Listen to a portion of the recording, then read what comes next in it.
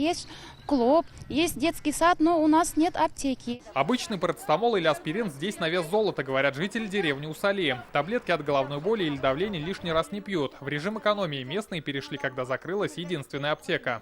Есть больные гипертонией, есть сахарный диабет. Вот каждый день нужны таблетки. Часто поднимается давление, болит голова, лекарства пью постоянно. Помню, как удобно было с аптекой. Могли сами сходить за медикаментами. О том, что раньше здесь была аптека, напоминает только вот это пустующее здание с яркой вывеской. Она была единственной на всю деревню, но закрылась 5 лет назад. В селе больше 400 жителей, в основном пожилые. И выхода, говорят, два. Первый – ехать в райцентр за 50 километров, но машины есть не у всех. Второй – заказывать препараты в местной амбулатории.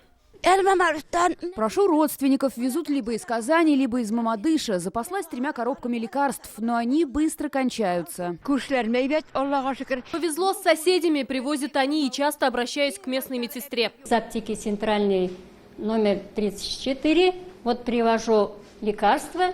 Миляуша Сахапова, фельдшер с 30-летним стажем. После закрытия аптеки получил лицензию и возит таблетки для сельчан из райцентра. За жизненно важными медикаментами сюда обращаются не только усалинцы, но и жители соседних деревень. На свои деньги я привожу, заявку дают нам люди по этим заявкам, я им привожу. В администрации района рассказали, за медобеспечение отвечает ЦРБ, однако там с этим не согласились. Этим занимается центральное учреждение Таттехмедфарм с целью помочь населению района.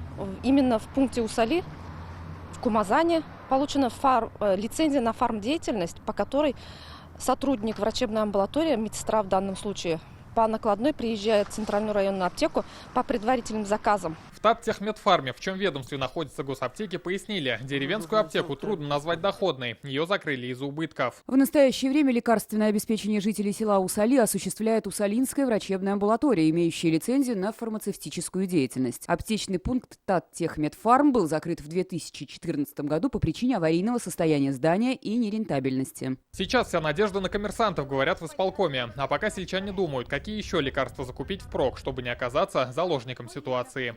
Рамиль Галюль, Налмазидинов, ТНВ, Мамадышский район.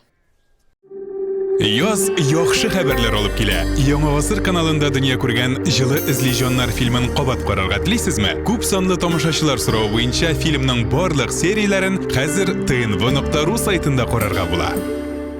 Все новости дня, выпуски программы «Новости Татарстана», программы и фильмы на сайте tnv.ru и на YouTube-канале ТНВ.